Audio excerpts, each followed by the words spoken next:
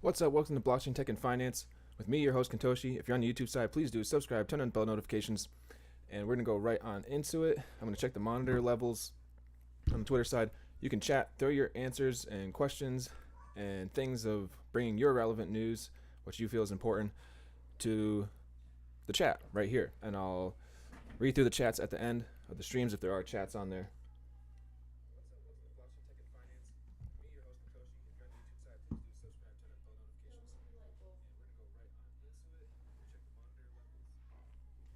Monitor's great. Let's go read into what's going on, starting with the market datas.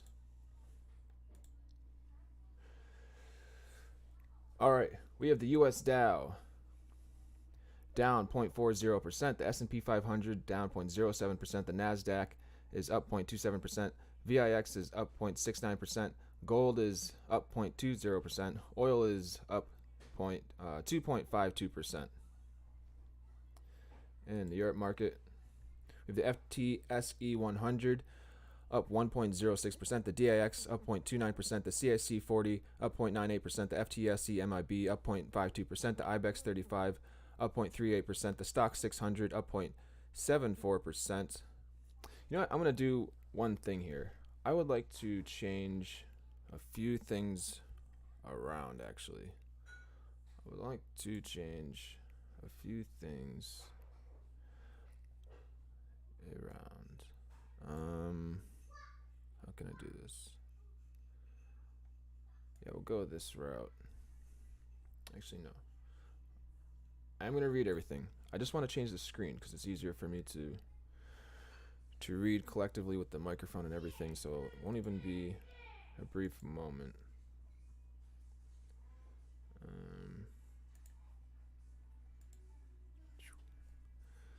Move this over this way. Bring the screen smaller.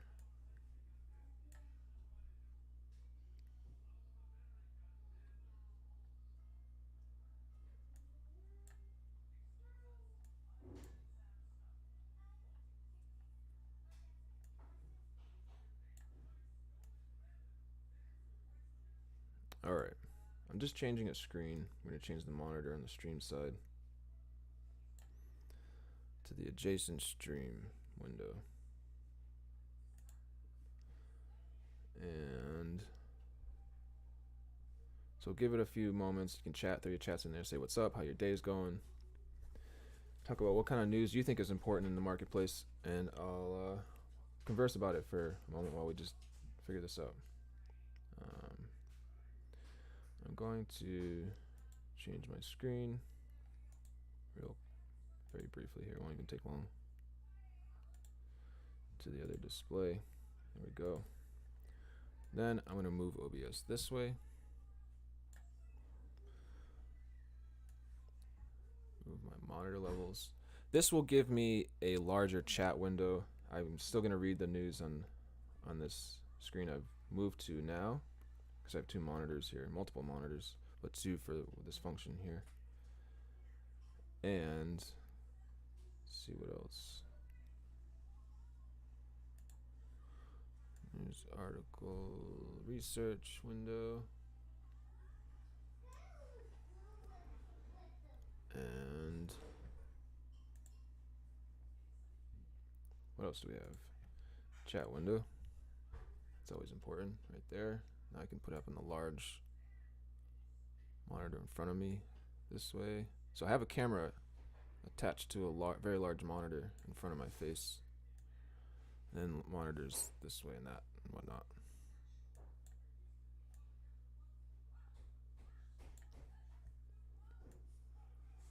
All right.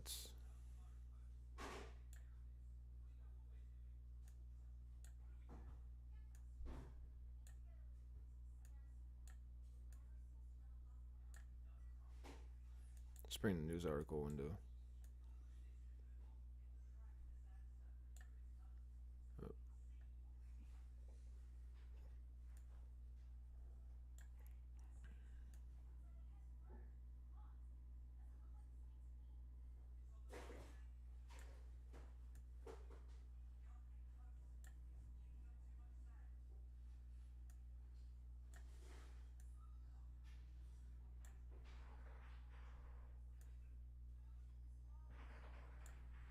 There, cool.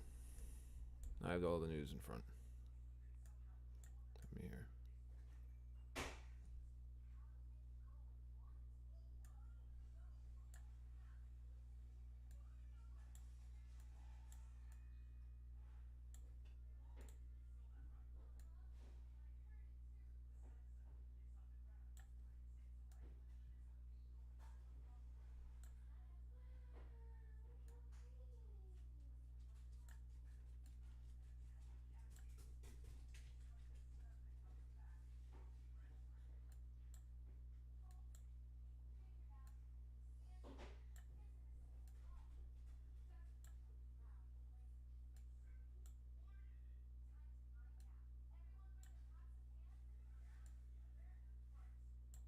Cool, cool.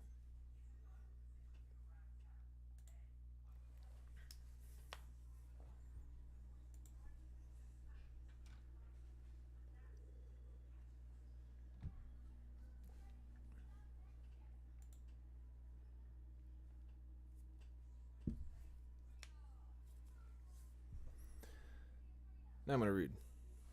Let's go. We've got the back into it. Sorry for the wait. This way it'll make it a lot easier. All right, we got the Europe markets. FTSE 100 up 1.08%. The DAX up 0.28%. The CAC 40 up 0.99%. FTSE MIB up 0.51%. The IBEX 35 is up 0.37%. The Stock 600 is up 0.74%. In the Asia markets, we have Asia Dow up 0.19%. The Nikkei 225 is up 0.21%. The Hang Seng is up 2.16%. Shanghai up 0.05%. Sensex is up 0.67%. Singapore is up 0.43%. In the FX markets for Forex, we've got the Euro down 0.11%. The Yen up 0.43%. The Pound down 0.07%. The Australia Dollar up 0.42%. The DXY Index up 0.13%. The WSJ IDX is down 0.02%. In the rates market, we have the US 10-year up 0.0334. Germany 10-year up 0.0238. Italy 10-year up 0.0676. Spain 10-year is up 0.044. UK 10-year is up 0.07. Japan 10-year is down 0.0033. In the futures market, the DJIF down 0.30%. S&P F down 0.1. NASDAQ F for futures is up 0.24. Gold is up 0.15. Silver is 1.93 in the green. And crude oil is up 2.67%. In the crypto markets, we have Bitcoin and USD is $16,869 per BTC, is up 2.52%. Ethereum and USD is $1,271.43 per ETH. That is up 4.29%. XRP USD is up 0.47%. Bitcoin Cash is up 0.75%. Litecoin USD is up 1.5%. And Monero USD is up 0.94%. All right, so let's go into the first piece of news article we have here.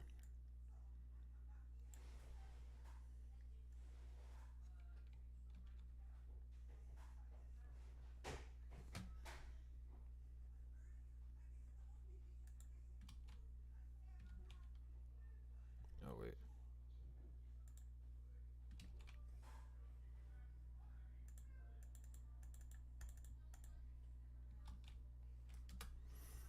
This is from Cointelegraph. Brazil passes law to legalize crypto as a payment method. The law was approved by the Chamber of Deputies of Brazil, but still requires the approval of the executive branch to be enacted. Why is this not loading? There we go. All right, while Brazil has not made Bitcoin legal tender as El Salvador did last year, the South American nation has passed a law that legalizes crypto payments throughout the country. The Chamber of Deputies of Brazil, a federal legislative body, has passed a regulatory framework that legalizes the use of cryptocurrencies as a payment method within the country. While this makes significant progress for crypto within Brazil, the law still requires the signature of the president of Brazil to be for it to be enacted. The passing of the bill does not make any cryptocurrencies legal tender within the country. However, the bill will include digital currencies and air mileage programs in the definition of payment methods that are under the supervision of the country's central bank. After being passed into law, the government's executive branch must decide which office will be in charge of supervision. Still, tokens that will be considered securities will remain under the jurisdiction of the Brazilian Securities and Exchange Commission, CVM. Apart from designating crypto as a payment method, the law enables the creation of licenses for crypto exchange platforms and for custody and management of crypto by third parties. In addition to this, the law will require exchanges to make a clear distinction between company and user funds to avoid another incident like the FTX collapse. And back in June, a similar proposal was issued to allow Brazilians to use crypto as a means of payment and protect their private keys from being taken by courts. The proposal aims to make crypto assets a means of exchange and an instrument of access to goods, services, or investments. Meanwhile, while the FTX collapse has impacted many sectors within the crypto space, it will not affect everyday crypto use for Brazilians, according to Thiago Cesar, the CEO of Transfero Group, which was closely ties to the Brazilian crypto ecosystem. All right, so that's it. Brazilian passes law to legalize crypto as payment method. Moving forward here.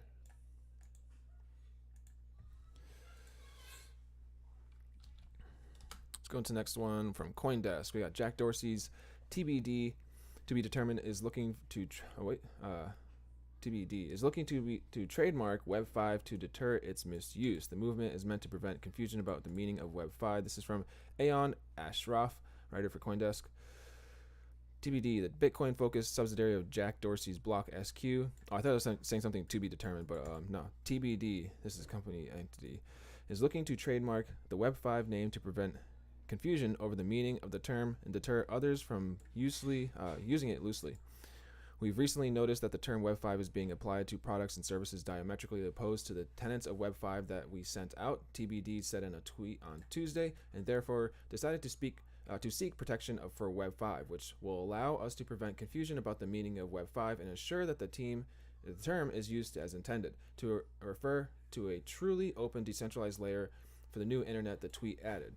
Web5 was announced this year during CoinDesk Consensus Festival in Austin, Texas, where TBD explained that Web5 brings decentralized identity and data storage to individuals' applications. It will let developers focus on creating delightful user experiences while returning ownership of data and identity to individuals. TBD envisioned Web5, a word that combines Web2 and Web3, to be a public tool for good that will be open to everyone and will build the next iteration of the internet.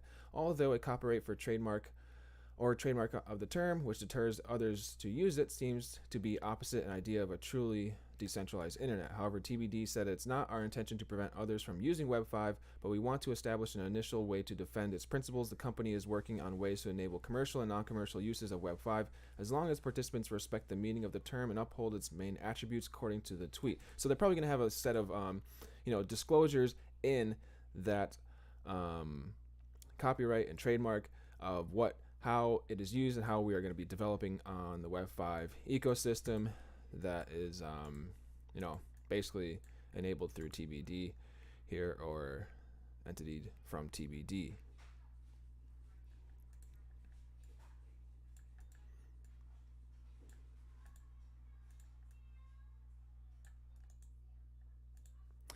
All right, let's see where we at now. We have CoinDesk. In the policy sector, New York man pleads guilty to $2 million of crypto mining fraud. So we're going to move on to some blockchain news to, Web5, Web3, web news. And basically we're just going through the cryptocurrency news. A lot of more cryptocurrency news. So typically I'll do this like blockchain-focused piece of news, a cryptocurrency-focused piece of news, an NFT-focused piece of news, which we're going to be going into next after the next article thereafter this one. And then to some finance and tech news and global general news. New York to close out the stream. All of these articles will be in the recap on the YouTube side as well. Chet Stojanovic, 38, went to great lengths to pose as a broker of crypto mining equipment and hosting services, but kept his customers' money for himself. This is from Shea and Ligon, writer for CoinDesk. A New York man pleaded guilty on Tuesday to defrauding more than a dozen victims of a collective $2 million as part of a long-running crypto mining scam. Chester Chet Stojanovic, 38, was arrested by the Federal Bureau of Investigation, FBI, in April and charged with one count of wire fraud from March 2019 to September 21st. Stojanovic posed as a dealer of crypto mining equipment, convincing customers to purchasing mining machines through him and then taking payments to arrange hosting services at a facility in Goose Bay, Canada. However, those facilities were a fiction, and Stojanovic instead spent customers' money on lavish purchases for himself, including private jet flights, limousine rides, parties, gifts for his wife, and even paying off $80,000 of his personal credit card debt. Stojanovic went to great lengths to convince his customers that his scheme was legitimate, purchasing approximately 75 miners from Amazon and eBay and using them as props, sending pictures of himself with them to customers, and then they grew suspicious. Stojanovic even took one customer who demanded to see the hosting facility for himself on a 31-hour road trip from New York to Goose Bay, only to drop him off at the Buffalo airport before they reached the Canadian border and inform him that he would be able to see the facility, or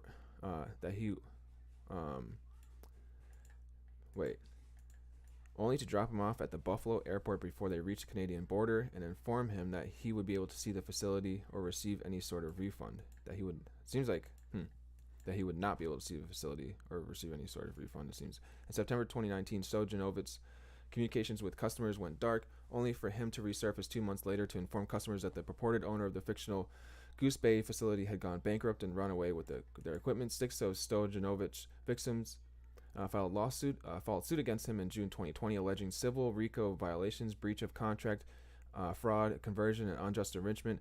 But the threat of a lawsuit did not stop Stojanovic from trying his hand at a second fraudulent scheme. Between August and September 21, Stojanovic persuaded 3 mining brokers to purchase $200,000 worth of equipment through him. Though they paid for a combined 127 mining machines, the brokers only received 3 miners between them. Then they demanded refunds. Stojanovic wrote a series of bad checks before eventually refunding only $61,000, keeping the rest for himself. According to the complaint in the case, he spent the money on Apple products, hotels and restaurants, payments to his wife, and more than $33,000 to an online casino. Stojanovic, this person faces 20 years in prison. All right, New York man pleads guilty to $2 million crypto mining fraud.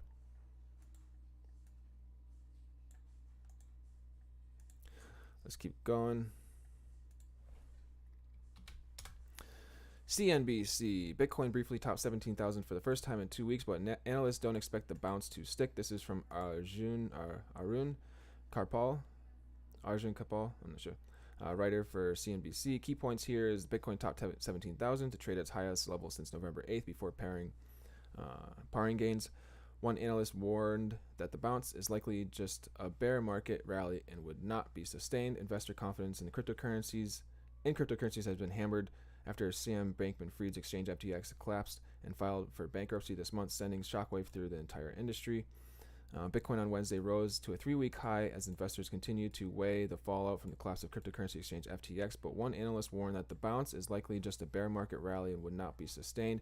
Bitcoin rose as high as $17,075, passing the 17,000 level or the first time in 2 weeks and touching its highest level since November 8th. According to CoinMetrics, the largest cryptocurrency by market cap was last trading 2% higher at $16,825.01.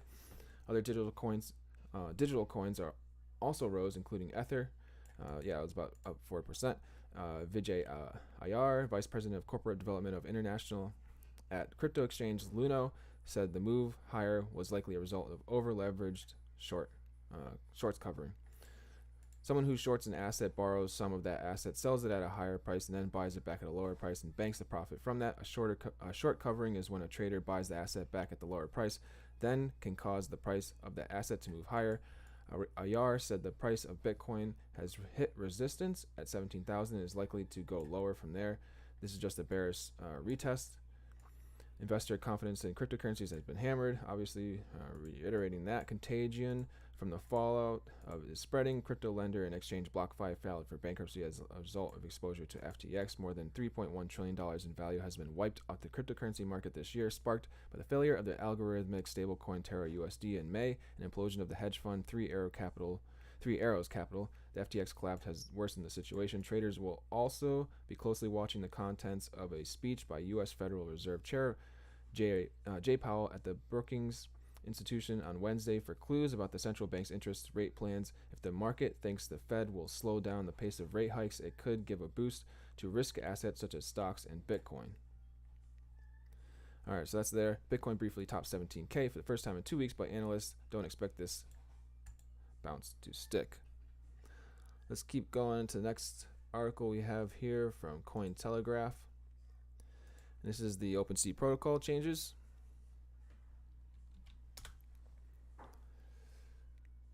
So OpenSea's Seaport protocol onboards creators and NFT holders on the BNB chain. So this is Binance chain.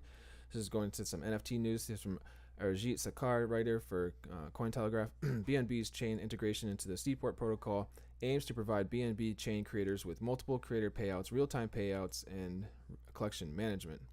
Crypto collectibles and non-fungible token NFT marketplace OpenSea has announced plans to integrate BNB chain on its Web3 marketplace protocol by the end of 2022. The integrate with Seaport protocol will allow users to buy, list, and trade BNB chain NFTs on OpenSea. BNB chain was built by Binance to operate as a Web3 focused blockchain network powered by the exchange in-house token BNB. BNB's chain integration into OpenSea's Seaport protocol aims to provide BNB chain creators with multiple creator payouts, real-time payouts, and collection management, among others. Gwendolyn Regina, investment director of BNB Chain, said the intent is to deliver better experiences to NFT creators and users. She added, the integration will bring a large number of creators into the wider system, as well as empower the creators and NFT initiatives inside the BNB Chain ecosystem. The integration aims to lower gas fees, provide easier signature confirmation actions, and eliminate setup fees. In addition to BNB Chain, OpenSea plans to leverage Seaport across multiple blockchains to reach more users. OpenSea recently confirmed to continue enforcing royalties across all collections after receiving significant public backlash for considering otherwise. The community pushback came after OpenSea announced the launch of an on-chain tool that would allow creators to enforce royalties for any new collections on the platform, but stopped short of offering the same to existing collections. The on-chain tool, as described by OpenSea CEO Devin Finzer, is a simple code snippet was aimed by taking over the existing system of voluntary creator fee payment. The code would also restrict NFT sales to only marketplaces that enforce creator fee criteria. In January 2022, OpenSea also had to backtrack on its attempt to impose limits on NFT mints after a community outcry. The platform had tried to limit creators to making just 5 NFT collections with a maximum of 50 items each. I didn't hear that part. I must have missed that.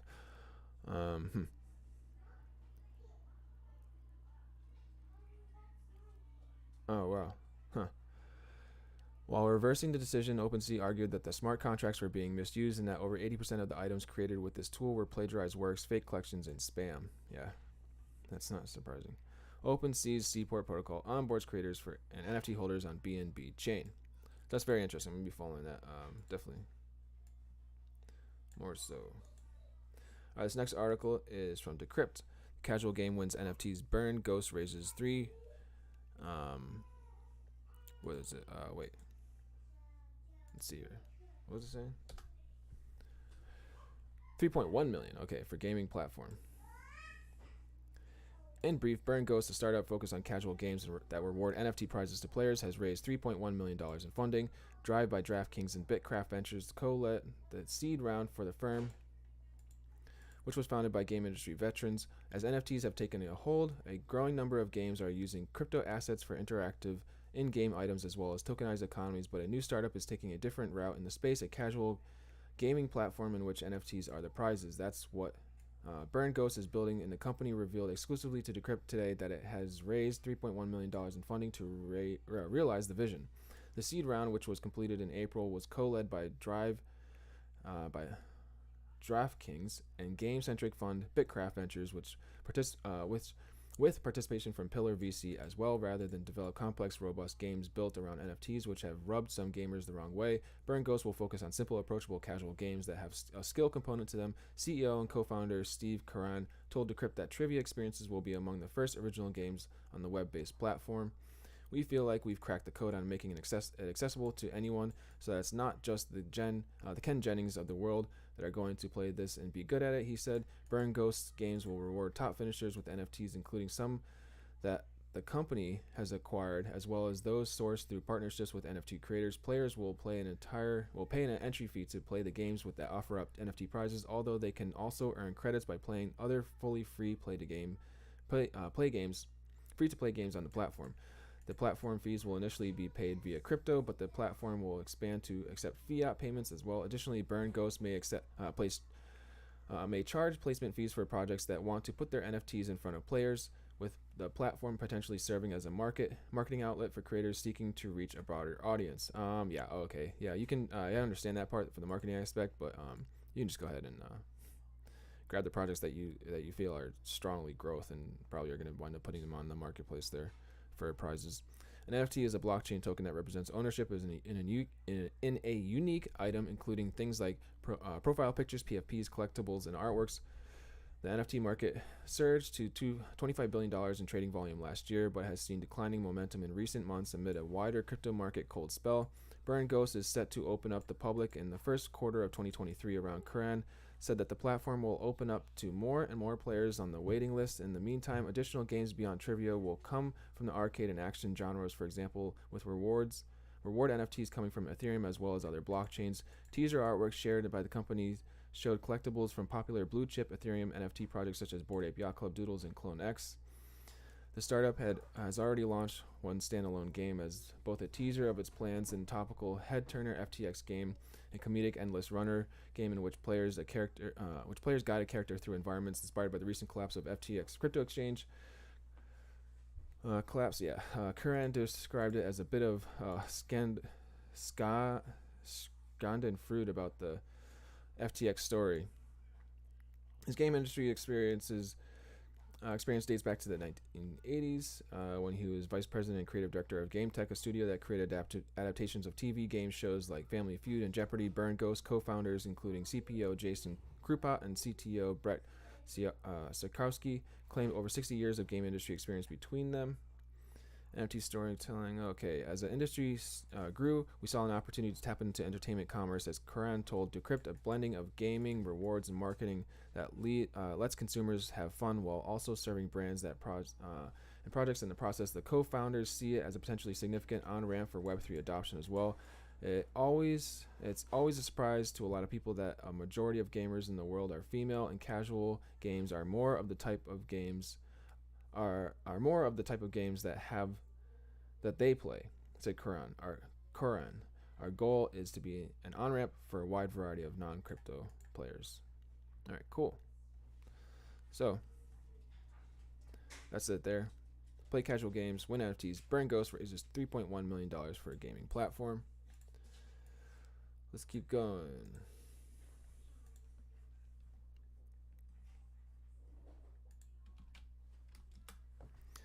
All right, so Porsche launches its first NFT collection. There will be 7,500 unique NFTs in the collection. It's from Chris Bruce, writer for Motor One. Porsche is the latest automaker to get into the non-fungible token NFT art business. The automaker introduces a collection of digital images featuring the 911 at Art Basel in Miami, Florida. The Porsche partners with 3D artist Patrick Vogel and his art studio Alt-Shift to create these designs. Buyers select a core theme for their car, lifestyle, performance, and heritage in January 2023. The company plans to have 7,500 unique NFTs available. Purchases are limited to 3 per person. The owner can view the car in the virtual world from a rendering of Unreal Engine 5. We can check some galleries images here. So we go, Porsches. Generative art Porsches. Cool. I wonder if we'd be drivable. Get rigged models, drive around in the metaverse. The NFT artworks enable us to take our understanding of modern luxury and the unique brand positioning of Porsche into the digital world, said Detlev von Platen, a member of the Porsche Executive Board of Sales and Marketing.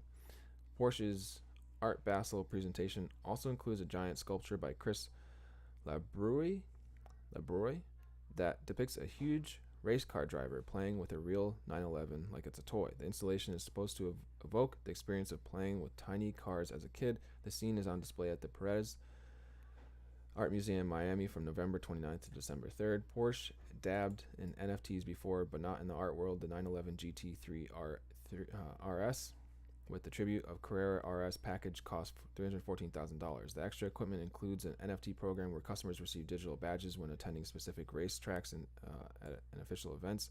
Porsche sees the power of connecting with artists to use the brand's cars as a canvas. The partnerships have the potential to expand interest in the automaker's products to new audiences. In 2022, Porsche made sure the Taycan got additional attention by handing over the cars to artists. Streetwear designer Sean Wotherspoon covered the body in custom pastel hues that he named after his family members. Shun Sudo painted boldly colored flowers on the EV's exterior. In the virtual world, Porsche worked with the artist Vex to create a custom color scheme for the brand's Vision Gran Turismo. The body had a mix of cartoon-like characters, sunflowers, and word balloons. Cool. So that's that. There we go. Porsche launching an NFT collection of 911s at Art Basel, 7,500 unique NFTs in the collection. This next article we're going to go is from Yahoo Finance. We're going to shift over into the finance marketplaces, kind of getting towards closing out the stream for the day, towards these last final closing articles to read from. This is in finance, Yahoo Finance. Cash is king right now, says strategist. This is from Inez Ferrer, markets reporter.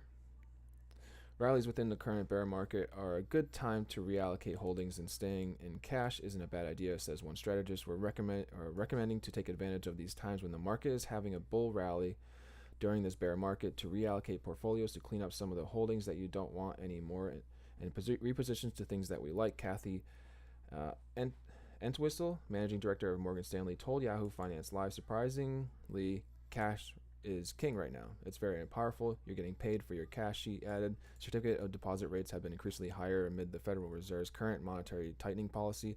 We also like bonds, municipal bonds, high-grade corporate, and also treasuries, said Entwistle, I'm not sure.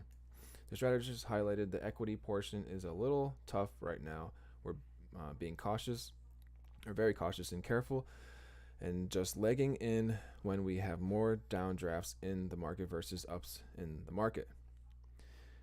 Let's see. If you're going to stay in equities, defensive stocks are a way to play the market, says Quincy Crosby, LPL Financial Chief Equity Strategist. We still like healthcare, says Crosby. Once capital markets come back to life, you're going to see quite a number of deals in the healthcare space, biotech, and larger pharma.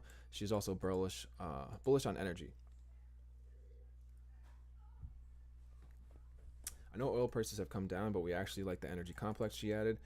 Strategist noted crude oil has pulled back China's COVID concerns, with the markets also impacted by low liquidity. We think that is going to change, she added. We have a shortage. We need to get to the green side if that's where we're headed. America needs to run on something, diesel and fuel, until we get to the other side, she noted. Ines is a marketing reporter covering stocks for the floor on the New York Stock Exchange. Follow her on Twitter if you want to. All right, cash is king right now, said a strategist. Let's keep going. This next article, we're going to shift into technology.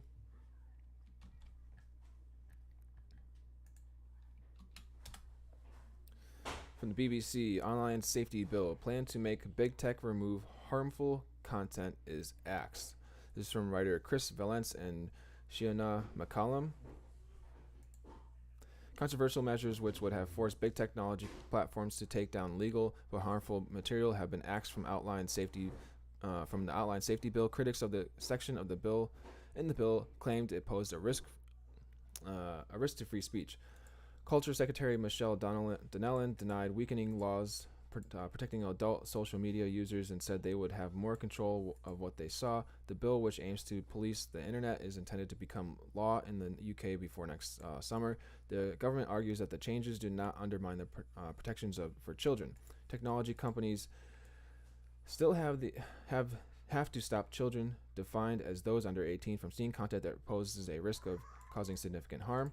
Many social media platforms have a minimum age and offer parental controls. Companies will have to explain how they will check their users' age. Some, like Instagram, are using age verification technology, but some have criticized the latest changes, including Labor and the Samaritans, who have called it a hugely backward step. Ian Russell, the father of a teenager, Molly Russell, who ended her life after viewing suicide and self-harm content online, said the bill had been watered down and the decision might have been made for political reasons to help it pass more quickly.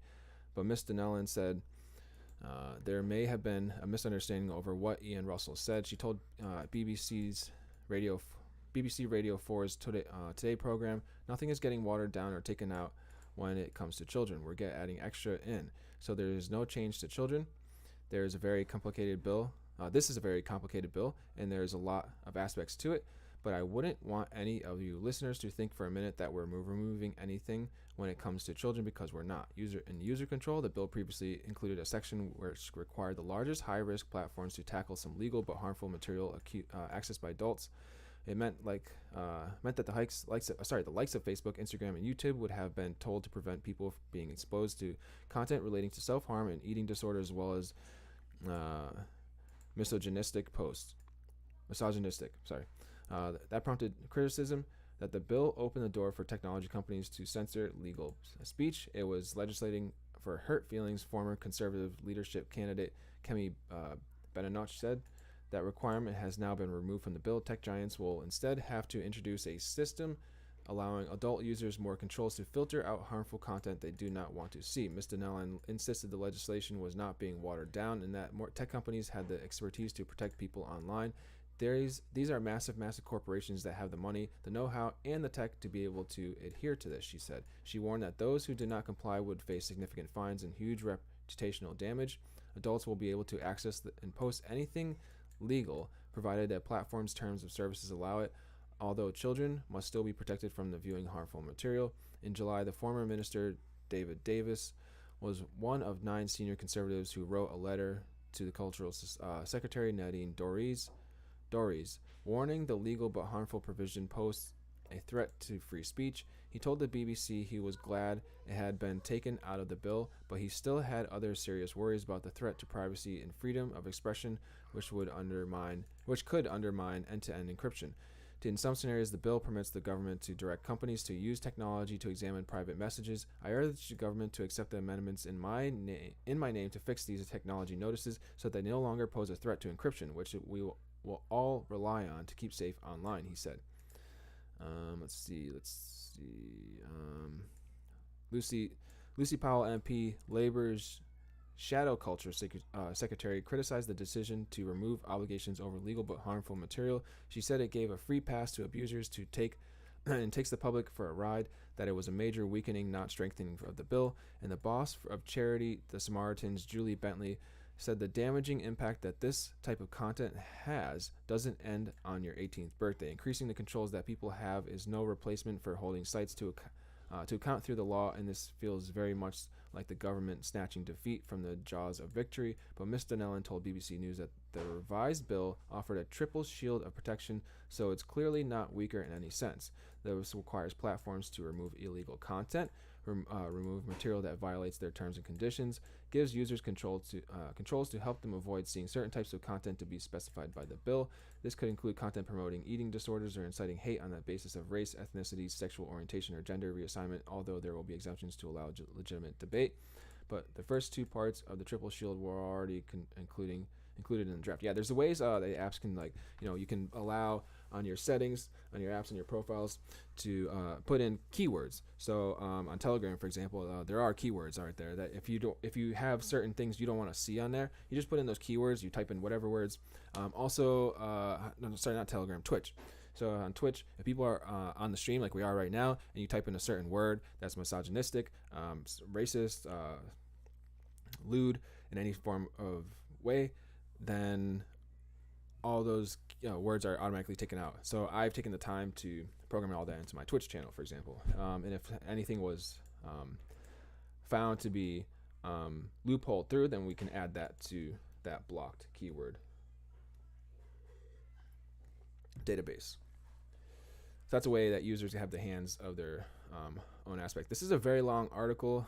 There's a lot going on here, but we get the point of the story. Maybe there's some aspects a little more going on here. Let's see. At heart, this is a complicated bill and has a simple aim. Those things that are criminal or unacceptable in real life should be treated the same online. but that means reining in the power of the big tech companies and bringing an end to the era of self-regulation. Getting the bill this far has been a complex balancing act. Dropping the need to define what counts as legal but harmful content may have satisfied free speech advocates, including new criminal offenses around encouraging self-harm or sharing deep fake porn could feel like a win for campaigners, but it won't satisfy anyone. And Samaritans, for example, don't feel it adequately protects adults from harmful material. The Molly Rose Foundation, set up by Molly Russell's family, believes the bill's been watered down. It's not about freedom of speech.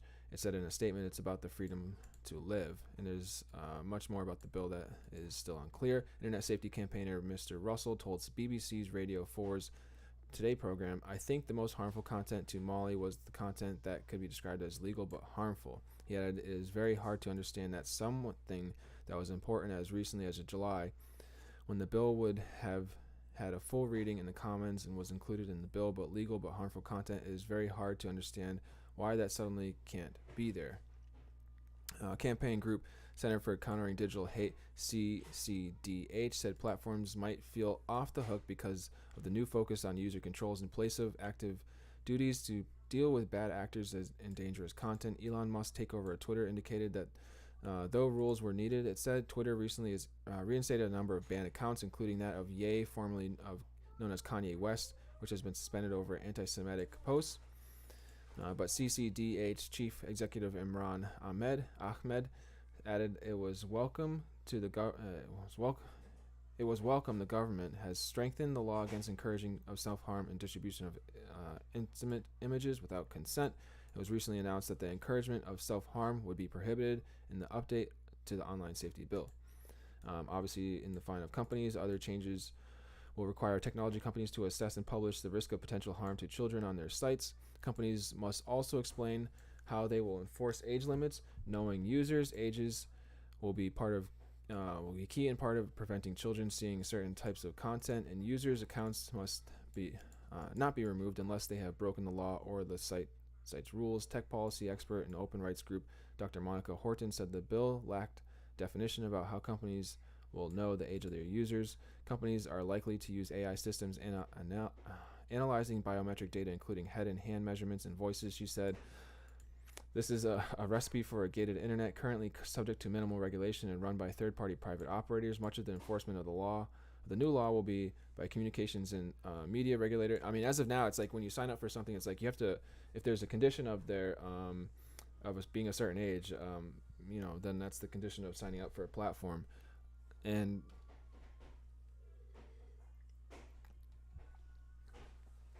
there must be a different way to than biometrics of face and voices and stuff like that compared to certain other metrics when you're just signing up without having to give up your like physical identity.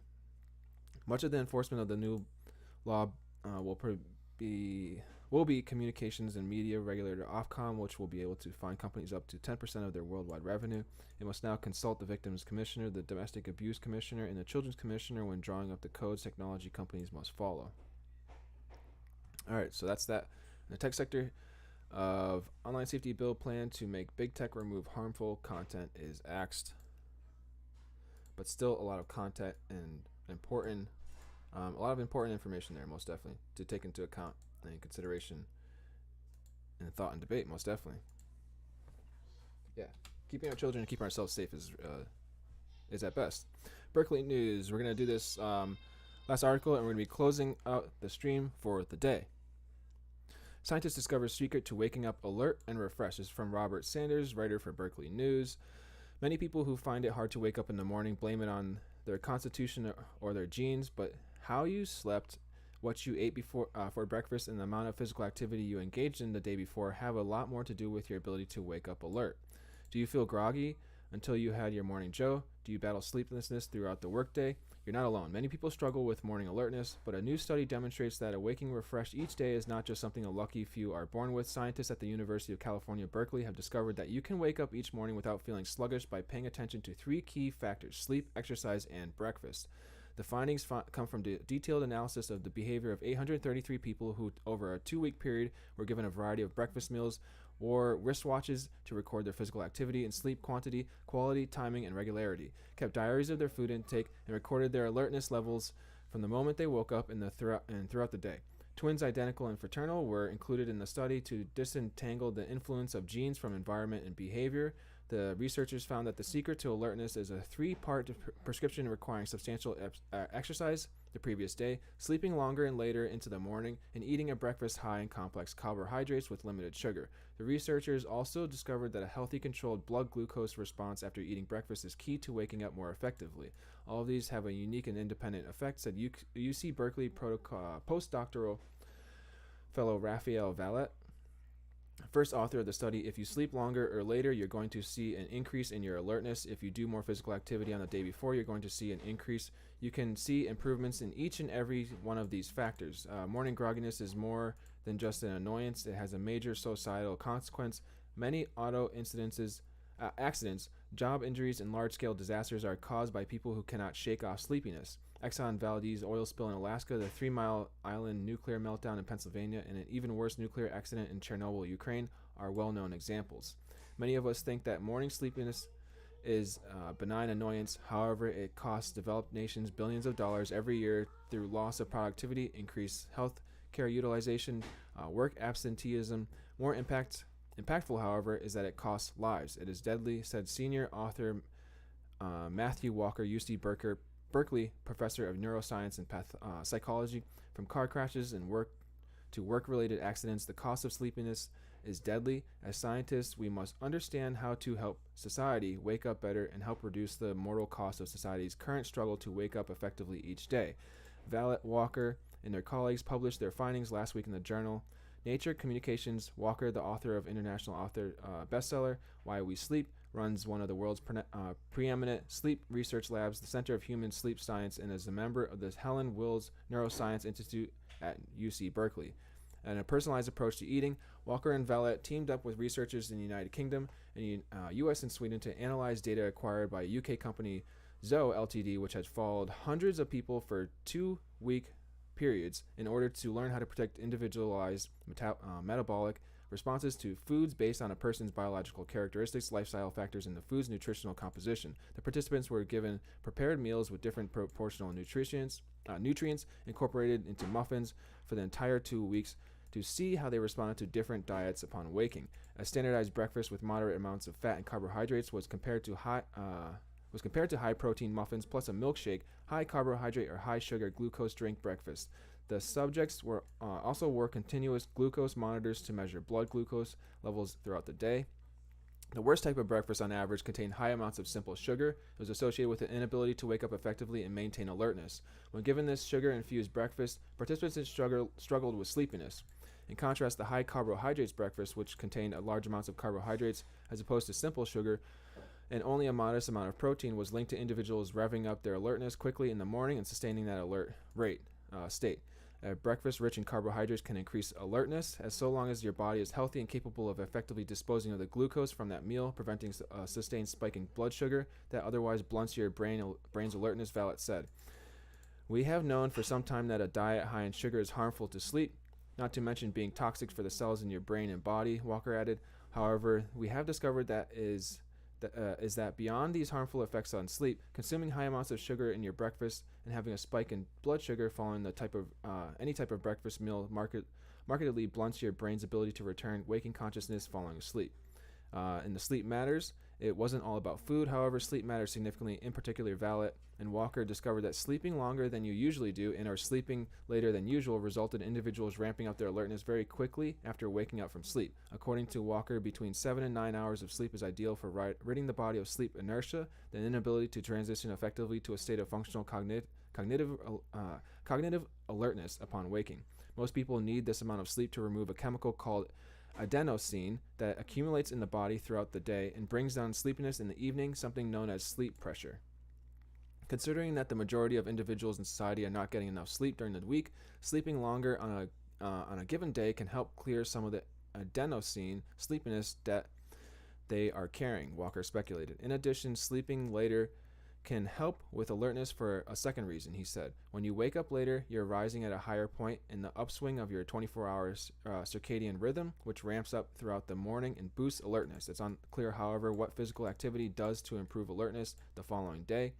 It is well known that physical activity in general improves your alertness and also your mood level, as we did find a high correlation in the study between participants' mood and their alertness levels. Valette said participants on an average are happier and also feel more alert. But Valette also noted that exercise is generally associated with better sleep and a happier mood. It may be that exercise induce better sleep is part of the reason exercise the day before is helping sleep that night leads to a superior alertness throughout the next day, Valette said. Walker noted that the restoration of consciousness from non-consciousness from sleep to wake is unlikely to be a simple biological process. If you pause to think, it's a non-trivial accomplishment to go from being unconscious, recumbent, and immobile to being thoughtful, conscious, attentive, and reproductive, being a human being, active, awake, and mobile. It's unlikely that a radical fundamental change is simply going to be explained by tweaking one single thing, he said. However, we have discovered that there is still some basic, modifiable yet powerful ingredients in the awakening equation that people can focus on, a relatively simple prescription for how best to wake up each day. And it's not in your genes. Comparisons of data between pairs of identical and non-identical twins showed that genetics plays only a minor and insignificant role in next day alertness, explaining only about 25% of the differences across individuals.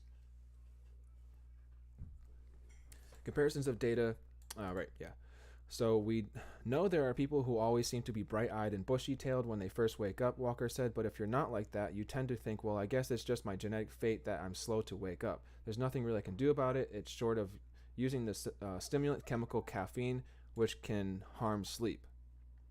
But our new findings offer a different and more optimistic message. How you wake up each day is very much under your own control, based on how you structure your life and your sleep.